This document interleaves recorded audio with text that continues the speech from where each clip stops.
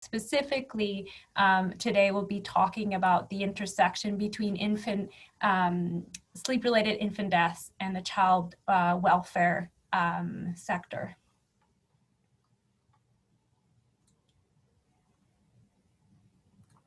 Okay. So taking a child-centric perspective, I would like to start this webinar with the story of Willow. To protect the identity of the family, we have combined factors of multiple cases to illustrate a common story. So Tammy was 20 years old when she found out that she was pregnant. She was previously a child in care and felt that she needed extra support to raise her baby.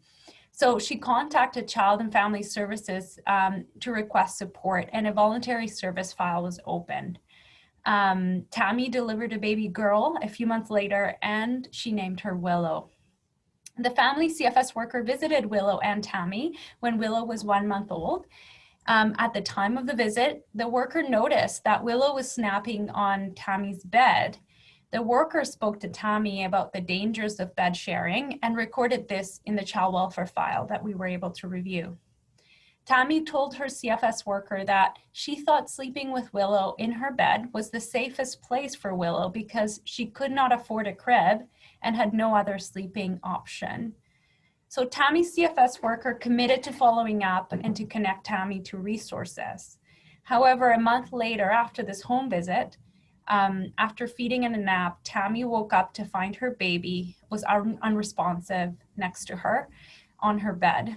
And Tammy did not have a crib in the home at that time.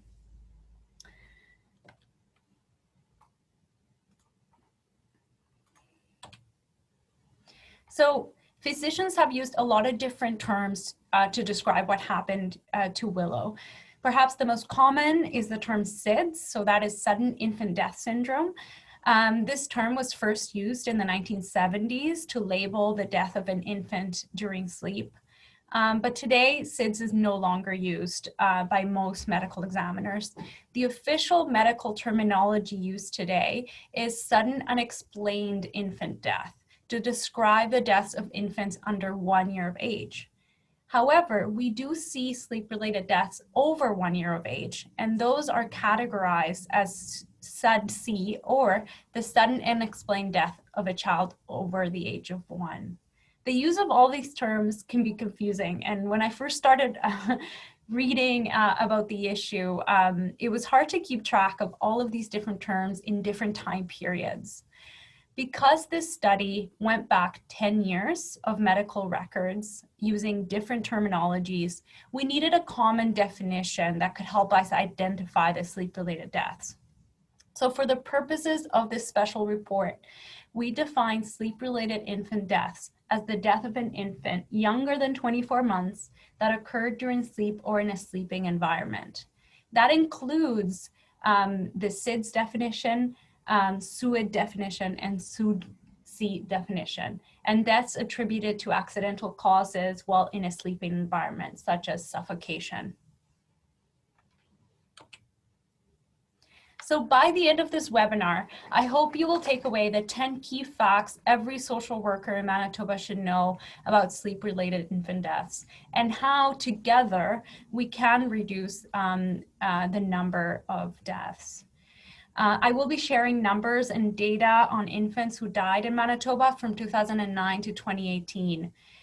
Their files were reviewed in detail, including autopsies, police records, and child welfare records. But before we begin this webinar, I want to remind everyone and acknowledge that every number tells the story of an infant here in Manitoba, and that for every infant, there is a family grieving for a life that was not lived. As advocates for children, we're honored to be entrusted with the important responsibility of telling and sharing their stories. So moving on to the first important fact on sleep-related infant deaths. And this is about framing the issue. The first fact is that sleep-related infant deaths are a children's rights issue. And I tell you how we get to that. So as mentioned a little bit by Jessica, the Manitoba Advocate receives notification of all child deaths in Manitoba in order to conduct reviews into the child serving systems. So throughout 2018, the Manitoba Advocate noticed a high number of sleep-related infant deaths, which raised a number of questions, not only to the advocate, but our stakeholders, including the medical examiner, professionals. The first question was, are sleep-related infant deaths increasing? Who are the infants affected by sleep-related deaths? And what are the risk factors for sleep-related deaths in Manitoba? Unfortunately, there's a lack of recent published research on this area, and we could not answer these questions, and that is why the Manitoba Advocate launched this research and special report. As an organization, MACY is grounded in children's rights. That is that all the work we do, from direct advocacy services to research, is informed by a human rights and children's rights approach. Taking a children's rights approach is essential, and what it means is that all children, including infants, are right holders, and governments have corresponding duties and responsibilities to them as articulated in the United Nations Convention on the Rights of the Child. When Canada ratified the UNCRC, our provincial and federal governments agreed to be held accountable to those responsibilities. So this report concerns specifically Article 24 of the United Nations Convention on the Rights of the Child. This is the right of all children to the highest attainable level of health. This right is tied to obligations that governments have to children and also to parents. Importantly, Article 24 states that governments have a responsibility to provide parents and caregivers with the information they need to keep children safe, to diminish infant and child mortality, and to ensure appropriate prenatal and postnatal care. This right is also tied to the responsibility of governments to ensure that caregivers have the financial and physical resources they need to support the health of children. It is well documented also that Indigenous people across Canada are affected by higher infant mortality rates. The information presented today and the recommendations made to various levels of governments also align with the United Nations Declaration on the Rights of Indigenous People and the Truth and Reconciliation calls to action. In particular, Article 21 of UNDRIP asserts that Canada's has a responsibility to improve the health of Indigenous children, and Call to Action 19 calls for the reduction in health gaps, including infant mortality between Indigenous and non-Indigenous communities. So these three documents grounded this research and inform recommendations. All children have the right to live and thrive, and the prevalence of sleep-related infant deaths speaks to issues around the fulfillment of children's rights in Manitoba. The second fact is that sleep-related deaths are a significant social problem here in Manitoba. In order to answer our first question, are sleep-related deaths in Manitoba increasing, we work closely with the Office of the Chief Medical Examiner. Two researchers here at MACY and the Chief Medical Examiner himself reviewed every single child death of an infant under 2 in Manitoba between 2009 and 2018. This meant looking at nearly 1,500 deaths. Following a systematic process, we identified 145 infants who had died unexpectedly and in their sleep before the age of 2, where unsafe sleep environments were known to have contributed to or resulted in their death. On average, this works out to be about 15 infants per year, every year. To answer our first question, and as you can see here in the graph, we wanted to know, are the sleep-related infant deaths increasing? This graph just shows you the raw numbers of infant deaths every year. But in order to know whether or not they're increasing, we needed to compare and calculate the rate. So that means the number of infant deaths over the number of live births that year. This graph over here illustrates the rate of sleep-related infant deaths over the last 10 years. If you look at this graph, you notice that between 2009 and 2017, there's not a lot of difference. And in fact, we tested that relationship and there isn't a significant difference. However, we see a very large jump in 2018 when we had 25 deaths. We can see clearly that 2018 had the highest rate of sleep-related infant deaths in the last 10 years. And this finding confirmed our initial suspicions. Unfortunately, our study cannot tell you why this jump is there, but we continue to monitor the issue and work with the chief medical examiner as well. When we saw this stark trend, we wondered, is this something unique to Manitoba? Are we seeing similar trends across Canada? And when we looked around, we didn't see, again, there's an issue with recent studies. However, BC did publish a study in the last few years that we could use to compare to Manitoba. So if we compare Manitoba and BC, we find that from 2013 to 2018, BC had an average of 5 sleep-related deaths per 10,000 infants born. However, Manitoba had 8. That means that Manitoba had 42% more sleep-related infant deaths over that time than BC. From this graph and the comparison to British Columbia, it is clear that sleep-related infant deaths are a significant problem here in Manitoba.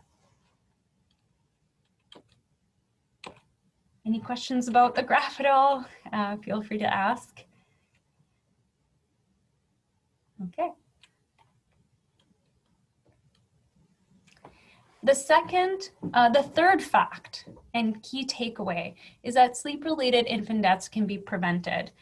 Foundational to this study was the examination of the risk factors in a sleep environment that can be modified or changed or addressed in order to prevent sleep-related deaths. These factors are derived from decades of research that has associated these issues with an increased likelihood of sleep-related deaths. So it is well established that most sleep-related infant deaths can be prevented by reducing these risk factors. Before we go into the findings on these risk factors in Manitoba, I wanted to provide a quick overview of the risk factors and why they increase risk for babies. The first one, as you can see, is sleeping position on the stomach or side. This can be dangerous and risky for babies because it leads to rebreathing exhaled air. So if the face of an infant is really close to, let's say, the mattress, they could be rebreathing the air. Overheating, so if an infant is not able to cool down and that position doesn't allow infants to cool down. Suffocation on soft bedding and other objects. The next risk factor is bed sharing. So that bed sharing is sleeping on the same surface as the infant. And we see that overlay, so when a bed sharing partner rolls over an infant is associated, as well as overheating due to closeness to another person. The next issue is entrapment and suffocation due to items in the bed, including clothing of the bed sharing partner and other things. The next risk factor is tobacco smoke, and that could be tobacco smoke in the womb or tobacco smoke in the environment. And actually, the evidence is most strong here in terms of a causal relationship between tobacco smoke exposure and sleep-related deaths. Tobacco smoke exposure in the womb, for instance, compromises the development of parts of the brainstem that are responsible for breathing and waking up. Tobacco smoke exposure in the home also affects an infant's ability to breathe and wake up.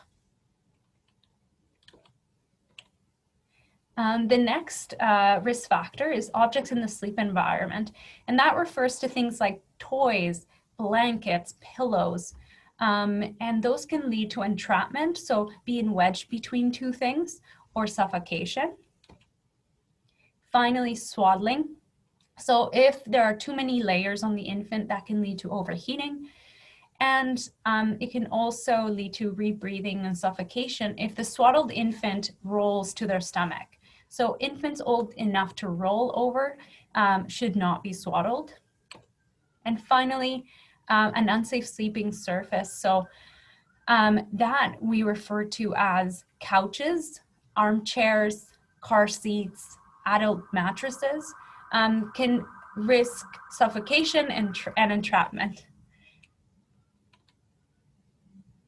So what did we find about these risk factors in the 145 infants here in Manitoba? First, we found that 77% of deaths involved an unsafe sleeping surface. That means that babies were being placed to sleep most commonly in an adult mattress, but also on couches and car seats and other surfaces that are not intended for infant sleep. Second, we found that in 54% of cases, babies were put to sleep on their stomach or on their side. These are unsafe sleeping positions that can contribute to difficulties in waking. And specifically on their side, it's considered an unstable sleeping position because when an infant is on their side, they could easily go on their stomach. And finally, we found that in half of the cases, babies were sleeping in the same surface as another person, also referred to as bed sharing. And typically this was their mom or dad, as in the case of Willow. We looked at many other risk factors, and I encourage everyone to look at the fulsome report. But importantly, about 80% of the cases had soft objects in their sleeping environments, like pillows, and 50% were exposed to tobacco smoke, either in the womb or in their home. These risk factors do not work in isolation from one another. We know from other research that they work together to amplify the risk. So our next question was, how many risk factors do we see together? And are there any infant death cases in sleep that have none of the risk factors, for example? So what we found is actually that when we looked at the cases where we had complete information, none of them were risk-free. That means that that most of them had at least one risk factor, and most often 4 risk factors acting together.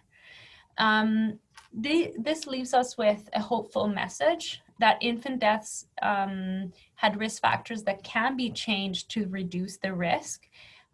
For instance, babies can be placed on safe sleep surfaces on their back instead of their stomachs, that we can change access to information, resources, and support so that parents or caregivers have the tools they need to keep babies safe. Oh, I see a question. Jessica, do you? Okay, I'll open it. Has there been any? I can open it for you. Oh, there we go. I was going to possibly save this one to the end, but if you want to answer now, has there been any link to prenatal exposure to drug use as in 2018 with the crisis of meth and fentanyl ramping up?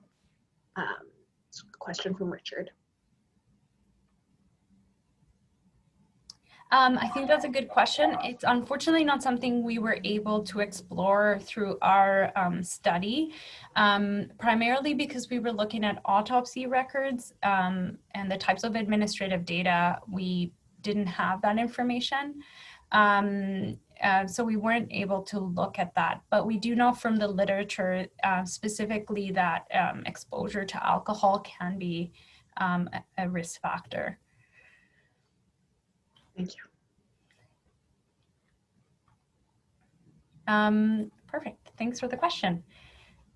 Of note here is that what this teaches us in terms of public health and how we need to communicate risk is that we can't communicate a single risk, but actually we need to talk about safe sleep as a whole in all of the risk factors together because they don't occur in isolation from one another.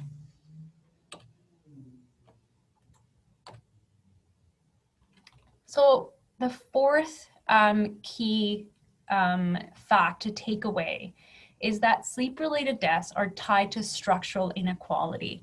So in Manitoba as a whole, we noticed that 58% of infants lived in neighborhoods with average annual incomes below $35,000 a year.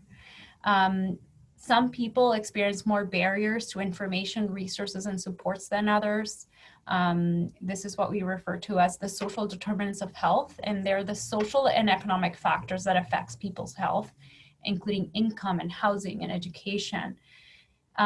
We have a figure also for Manitoba, but for the purposes of this presentation, and specifically because it's so stark when we look at the Winnipeg numbers, this map shows the incidence of sleep-related deaths compared to the neighborhood level average incomes. So the lighter green areas show lower average household incomes, and the darker green areas, we see a higher average neighborhood income.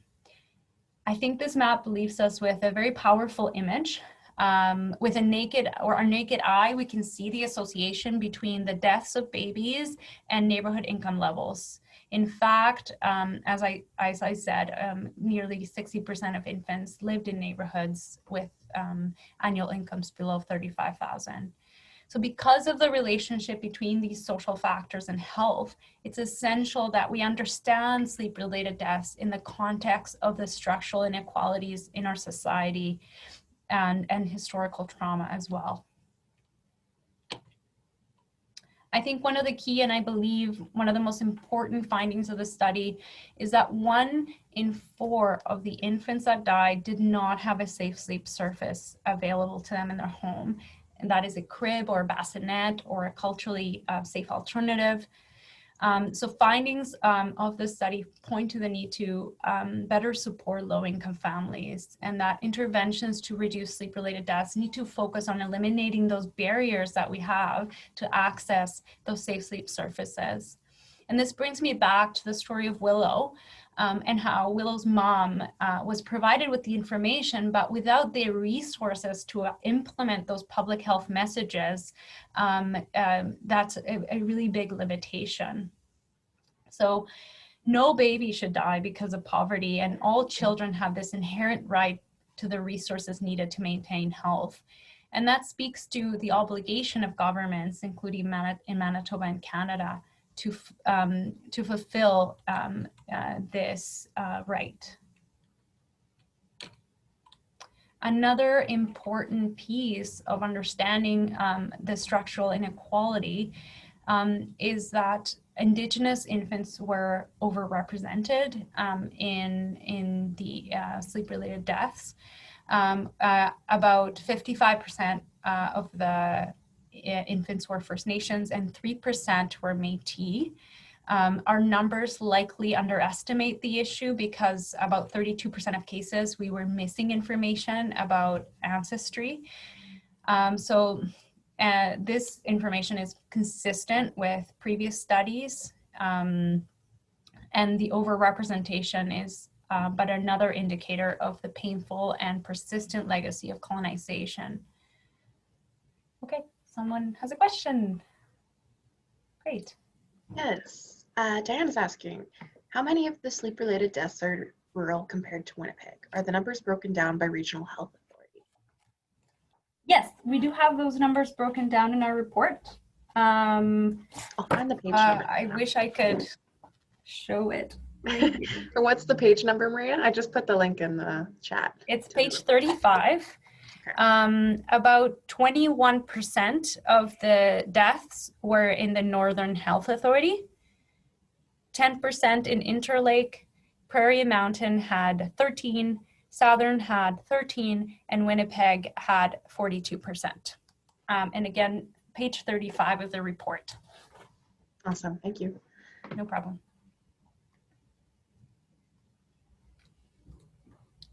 Something I wanted to add is that, this was brought up in the last webinar, and something we didn't do was do kind of comparisons rural-urban in the analysis, and I think that's something that that it would be worthwhile doing and presenting as well. So we are talking about that in the research team. So another question we had was, are there risk factors that are different for Indigenous versus non-Indigenous infants? And we did find two key issues. First was that Indigenous infants were significantly less likely than non-Indigenous infants to have a safe place to sleep, like a crib or bassinet, or culturally appropriate alternative in their home. Specifically, the percentage of Indigenous infants without a safe sleep surface was 35%, and for non-Indigenous infants, that was 14%. So one case that really illustrates potentially the added barriers is First Nations families living in remote communities. There's one specific case where an infant died in an unsafe sleeping environment while awaiting shipment of a crib to the local northern store. And the second risk factor, which is very much connected to this first issue, is that Indigenous infants were less likely to be placed to sleep in a safe sleeping surface, which again is tied to the first issue of availability. So in Manitoba then, it's clear that rates of infant deaths in unsafe sleep environments are sensitive to the persistent legacy of colonization, geographical location, and socioeconomic factors, and that these need to be taken into account when we're talking about solutions. So again, fact 4, sleep-related deaths are tied to structural inequality. So our next fact, and this is new information from the last webinar, is that most infants had child welfare system involvement. 58% of infants who died of a sleep-related cause had CFS involvement within a year of their death. 48% had an open CFS file. 10, their file had closed within a year of their death. And again, the 42 without any CFS involvement in the year prior. So this is again quite a large proportion, which brings us to the next fact, that 1 in 6 of the infants were in care. 71% of the infants in care were under apprehension. 14% were temporary wards, and 14% were permanent wards. And what that brings us to is our next key fact, which is that the child welfare system has a role to play in prevention. So while we tend to think of sleep-related infant deaths as a public health issue and only a public health issue, by looking at the overlap in the lives of the infants, we see that the child welfare system again has an important role here. Oh, there we go. So when we looked at the infants specifically that were involved in the child welfare system, we actually reviewed the files in detail and found that only five infants of the 84, I believe, had their sleep environments reviewed by a child welfare professional.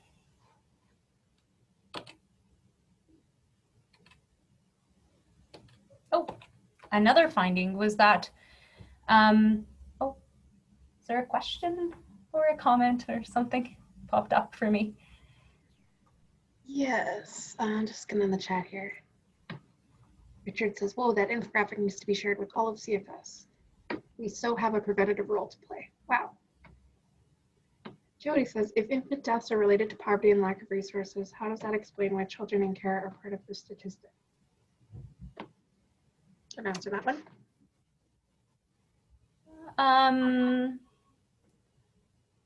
That's an interesting question. Maybe if you can elaborate, how does that explain why children in care are part of the statistics? Well, maybe part of the explanation is that we didn't look exactly at like family level income, but rather residence of, so where the main address for the infant was. It could be a correlation of where the infants are living.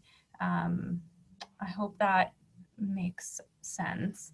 But yes, I mean, what's explained is that we did see cases where infants were not placed in a safe sleep surface and were in care, and some cases where there was no crib in the home, even though the infants were associated or receiving services from child welfare.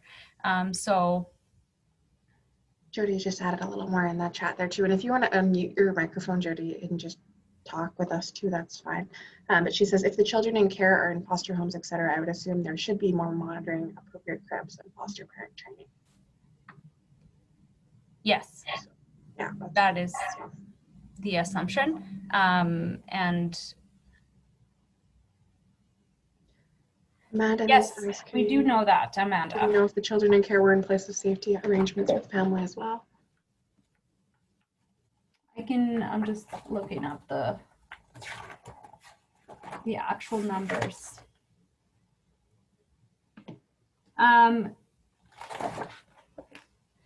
There were only 3 cases of place of safety arrangements with family.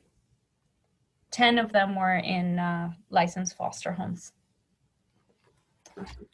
What page is that? Page 63. Thanks.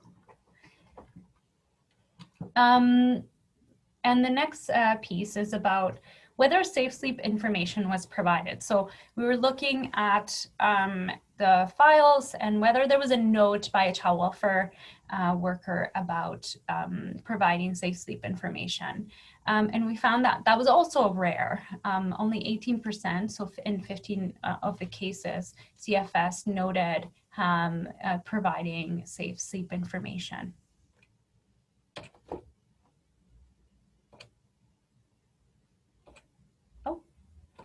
There we go.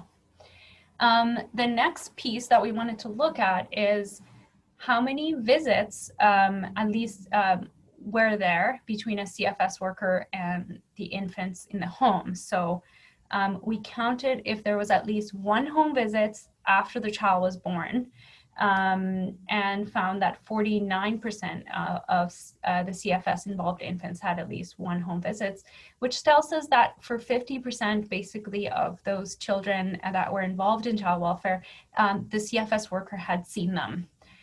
So there was an opportunity there to speak to the caregivers and to speak to the sleep environment as well. There's another question in the chat there if you want to answer now. Is there any advocacy for cribs or bassinets provided when a child is placed in foster homes, knowing this data? Well, we can talk about that more when we get to our recommendations. It is, there needs to be perhaps what we're seeing is that there needs to be a little bit more oversight and support provided to ensure that all caregivers have access to those cribs, but not only access to the resources. In fact, what a lot of caregivers also need is that information and support to understand the public health information as well. So it's a package, not just, we can't just focus on cribs alone because there were also deaths where there were cribs in the home and the infants weren't placed in those cribs. So it's a package of intervention that's interesting. That's important. And the next piece is mandatory safety assessments. So CFS involved infants and families would have had to have post intake and a safety assessment. And when we looked at the files, we found that 46% of the infants had a mandatory safety assessment on file. But of note, we often found that while there was a mandatory safety assessment, it often involved other siblings in the home or the parents, but it ignored the infant as a as a member of that family.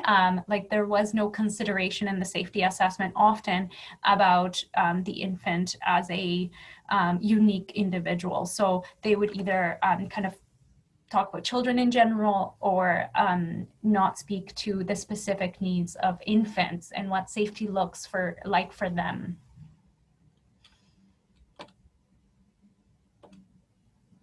So if there are no more questions, we move to fact number 8, which is that child welfare workers need better information and training. So how did we find this out? So for the last piece of our study, we wanted to understand the quality of safe sleep information found in health and child welfare policies, procedures, and public education materials available to caregivers in Manitoba. Basically, our question was, do people have the information they need? In the end, 35 policies, procedures, and public education and materials from across Canada were reviewed. The yardstick that we used to evaluate the quality of those materials were the 26 key recommendations made by the American Academy of Pediatrics to reduce the risk of sleep-related infant deaths. So what we found in general was that information on safe sleep was not always clear and was sometimes contradictory, and that the quality of information provided to parents and caregivers across Canada was often poor, with resources available in Manitoba being on average less compliant with best practices than the national standard. So for instance, resources in Manitoba only included about 48% of recommendations. The chart we see here shows the adherence of policies with the AAP recommendations in different provinces and territories. The purple dots over here show policies developed by the child welfare system, and the blue dots show policies developed by the healthcare system. Across Canada, we can visually see that the policies developed by child welfare were less compliant with best practices than the policies that were available in healthcare. This is alarming, again, considering the overlap between infants who died sleep-related deaths and the child welfare system. In fact, in Manitoba, we found one child welfare policy on safe sleep that did not address any of the recommendations. That was a child welfare policy.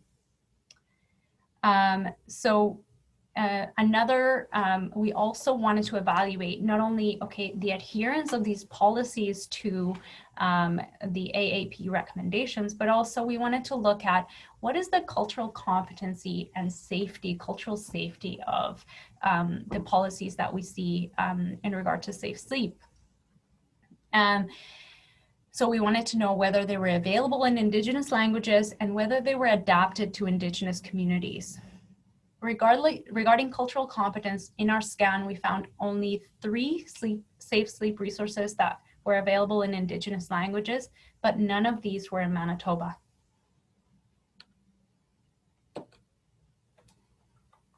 Any questions or thoughts about this graph?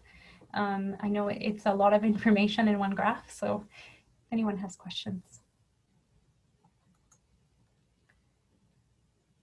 Okay.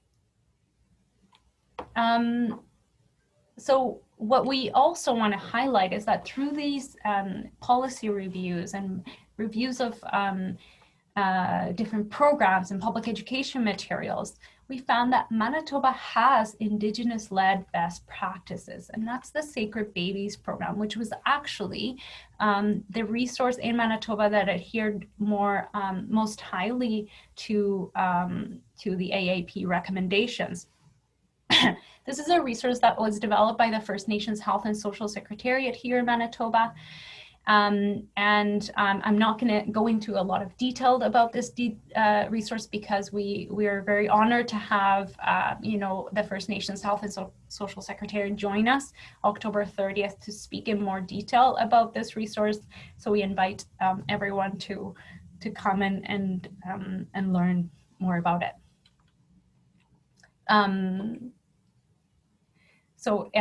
Sacred Babies is a family-centered educational program that aims to provide families with information on how to keep their baby safe for their first year of life and beyond. What I really like about this resource is that it helps service providers to coach families and help communicate that information that can sometimes be complex. The next piece was that the curriculum was developed in partnerships with Strengthening Families Maternal Child Health Program, Assembly of Manitoba Chiefs, Cree Nation Tribal Council, and Little Black Bear and Associates, and it was funded by Health Canada. So an important takeaway is that despite all these numbers and these statistics that can be overwhelming, we can work together to reduce infant deaths. There is a plethora of information about effective interventions and programs to support caregivers and parents. So when we looked at all the data, we looked at the stories, we looked at policies, and we looked at best practices. We developed 13 recommendations in our report that address the multiple risk factors, but then multiple pieces and gaps here in Manitoba. So in order to reduce the number of sleep-related infant deaths in our province every year and to address the overrepresentation of Indigenous infants among these tragedies, everyone has to work together to ensure that Manitoba families have access in equal measure to resources, information, and support. This is why we have these 13 recommendations. Altogether, they form a roadmap that is consistent with infants' inherent right to live, thrive, and to the articles in the United Nations Convention on the Rights of the Child. So I'll summarize the 13 recommendations in 4 key areas. The first area is the need for resources. And again, I want to tie that back to the lack of actual safe sleep surfaces.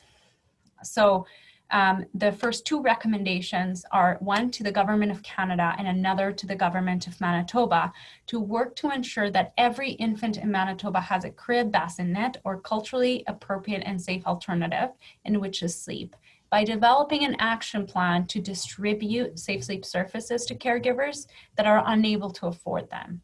And the access to cribs and safe sleep surfaces should be barrier-free. And that is very consistent with Jordan's principle, for instance. 2, the second piece is information. The Manitoba Advocate is calling on the Government of Manitoba to launch a new public education campaign on safe sleep that also includes information in Indigenous languages, and that this campaign also encompass resources for smoking cessation. Again, because the evidence on smoking cessation and on tobacco exposure as a causal mechanism to sleep-related deaths is very strong. In addition, we discussed this earlier about the amount of incomplete or missing information about the infants. We didn't have, for instance, Indigenous ancestry for over 30% of the deaths that we reviewed. So in order to continue to work towards reducing infant mortality in Manitoba, we need better and more reliable information. The third area is supports for caregivers. So recommendation 8 addresses the expansion of prenatal and postnatal and maternal child health programs in First Nations communities. And recommendation 12 and 13, which I will go into a little bit more detail given our folks on the webinar today, which are about assessments and resources and supports to CFS involved expectant moms.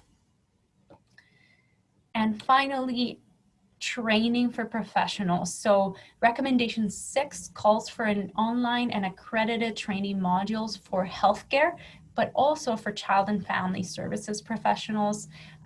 We noted that best practices and information changes.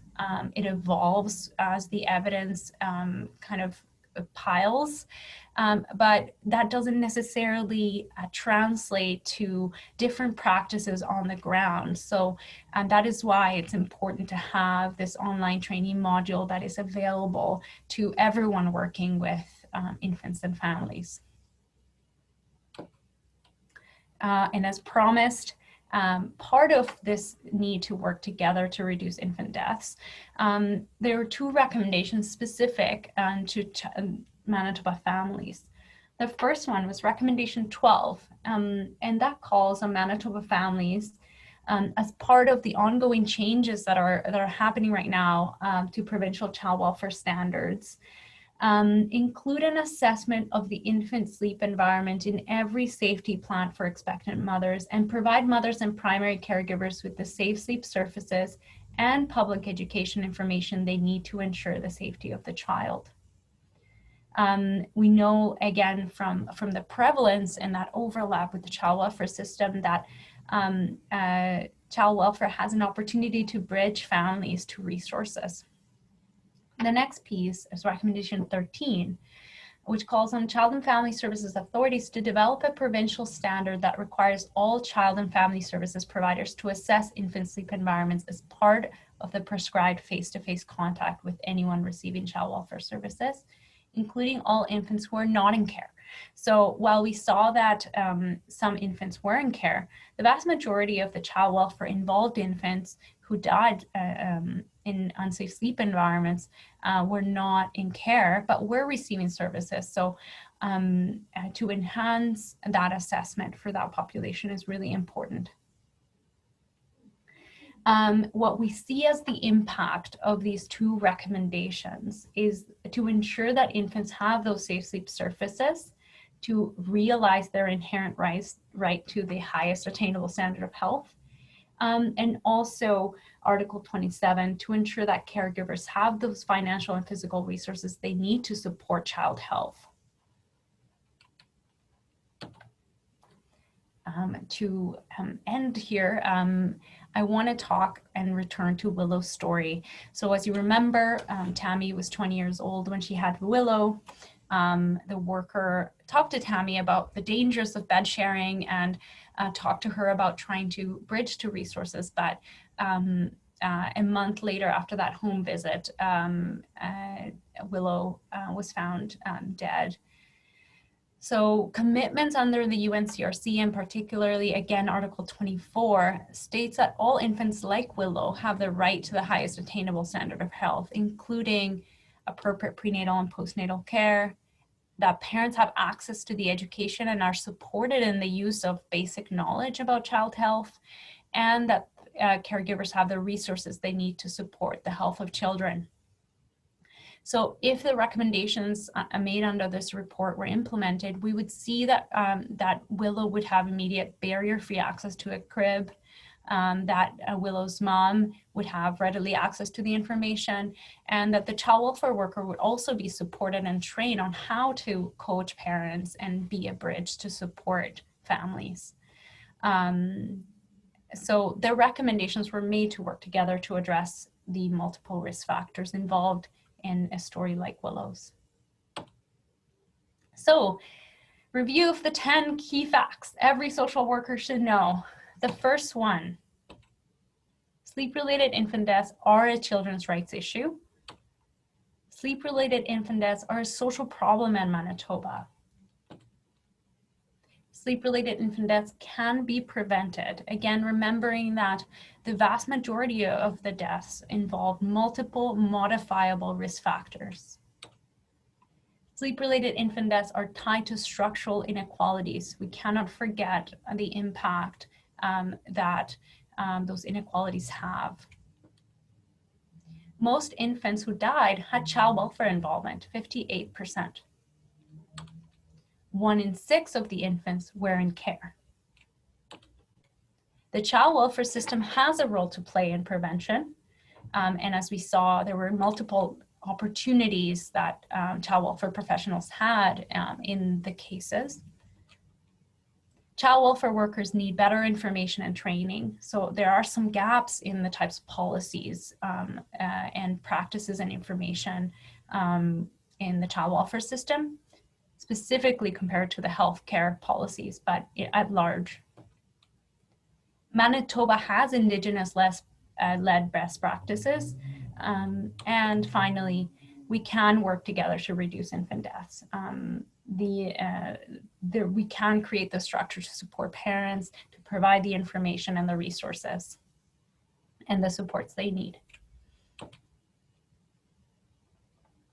Okay, that's it. Thank you so much. We are opening now up for questions. We have also on the call Dr. Lynn Warda. She's an associate professor in the Department of Pediatrics and Child Health, and she kindly offered up if we have specific questions that are about public health advice, which we are not experts on, and we will not be giving public health advice specifically, that Lynn Warda is able to answer them. Yes, so opening up for questions. This isn't so much a question, but just another comment from Jody in the chat that I'm not sure which slide this was referring to, but she's saying something you were saying was a great idea and should be part of our monthly face-to-face visits. Oh, so that must have been the assessment of the sleep environment. So that is the recommendation 13, I believe, and of the report. Yes, we found that would be an important way to create space for a discussion about sleep safety. Any other thoughts, questions? The idea to have child welfare workers check on safe sleep practices as part of their face-to-face visits. Yeah, she's just reinforcing. What response have you received from the child welfare agencies? Jody's asking. That's a very good question. So as you know, we do, or maybe maybe it's not common knowledge, but we do monitor implementation of these recommendations. We haven't received yet a response. I mean, the report was published in March, but we do expect a preliminary response in December, and we will be assessing compliance next year with the recommendations. So stay tuned. We did involve child welfare agencies in the development of the recommendations. So we hope that through that process, they, these came from those discussions. There's a question here. In your PowerPoint, you list playpens as a safe sleep surface. We've been advised in our CFS agency that is not considered a safe sleep surface. Can you elaborate, please? I think I will, if Lynn Warda is on the call, talk to Lynn Warda, because the way that we considered it in our report was we looked at the Canadian sort of safety guidelines, and we used that to consider safe and unsafe. But if there are further guidelines, I defer to Lynn if you're on the call. Yeah, can you hear me? Yes. Yes. Okay. Yeah, so this is a bit of a tricky one. Health Canada for years has advised the public that playpens, play yards, there's different names for them, are not designed for sleep and should not be used for unsupervised sleep. In other words, if you're there and baby's napping, etc., that's fine. But technically, they don't meet the criteria of the cribs, cradles, and bassinets regulations.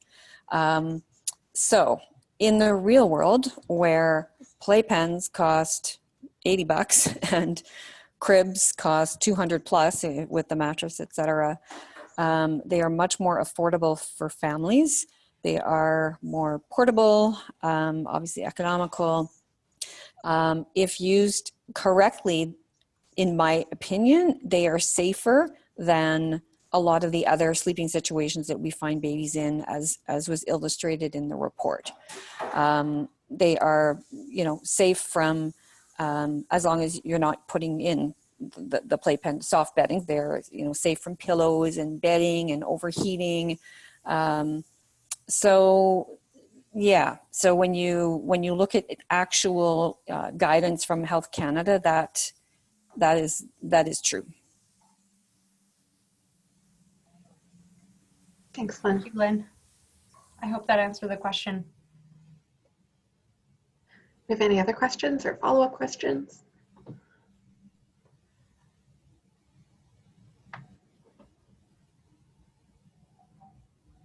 Okay. I think we're all done. We will be sending and posting an evaluation for the webinar on our chat, but I don't know where the link is. We'll find it. Okay. And just wanted to say too, if you flip to the next slide, Maria, we have all our contact information on there as well. And if you have other questions later on, feel free to reach out to us as well. Our website is there, manitobaadvocate.ca, which has the Safe and Sound report and all of our other public reports and recommendation tracking. And then our phone numbers and addresses there as well, our Winnipeg address and social media. And again, if you want to share this information, which is what this is all about, with others who weren't here today, you can share the webinar series online and on social media with the hashtag Safe and Sound webinar. And yeah, we were going to have this replay posted up on our YouTube channel soon. And another webinar in 2 weeks with the First Nations Health and Social Secretariat of Manitoba, talking about their Sacred Babies campaign. Oh, see another question. Is there a certificate for attending this webinar? There is not, but we would, as Maria mentioned, really appreciate some evaluations and feedback on this webinar series, because we're considering whether we want to keep doing these webinars at MACY, and if it becomes a standard thing, then maybe we'll do certificates in the future. Okay, well, thank you, everyone.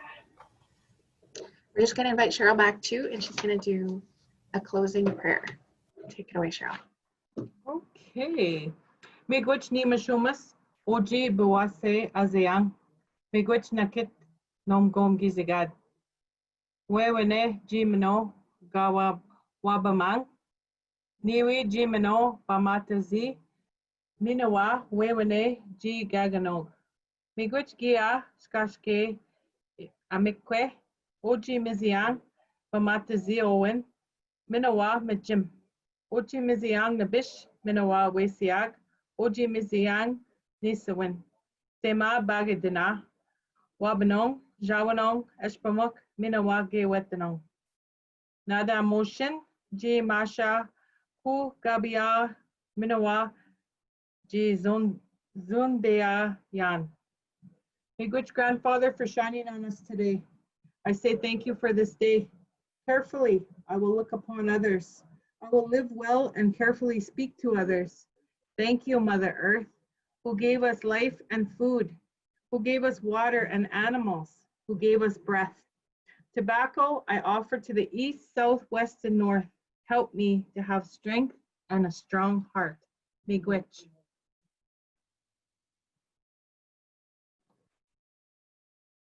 Thanks, Cheryl. And I just want to mention as well, someone in the Q&A just pointed out that the registration for our initial webinar, I think said October 23rd, but the last webinar is in fact on the 30th. So we're going to double check and make sure that registration information is correct for everyone in case you are attending multiple webinars. So thank you, Cindy, for pointing that out. And thank you everyone for attending today. Have a great day and weekend.